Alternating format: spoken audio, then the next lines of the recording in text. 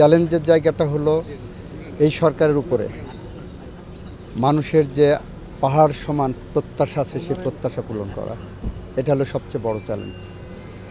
সেই প্রত্যাশা পূরণ করতে যে আমরা নিরন্তরভাবে কাজ করে যাব। আমাদের কাজের মধ্যে কোনো গাফিলতি থাকবে না। আমাদের মূল জায়গাটা হবে বিএনপির ৩১ দফাকে ধারণ করে, নির্বাচনী ম্যানিফেস্টোকে ধারণ করে এগিয়ে যাওয়া।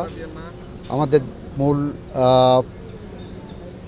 লক্ষ্য হবে বাংলাদেশে গণতন্ত্র, আইনের শাসন, ন্যায় বিচার প্রতিষ্ঠার জন্য যারা জীবন দিয়ে গেছেন, বিগত ১৬-১৭ বছর ধরে যারা জীবন দিয়েছেন,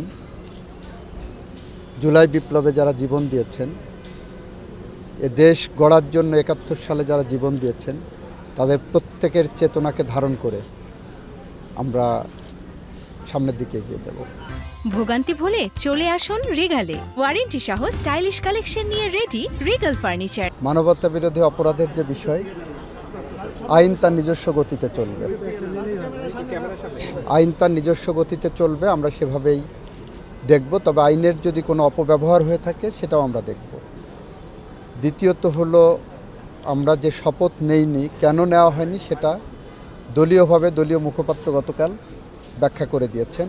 নতুন করে এখানে আমার বলার কিছু নেই।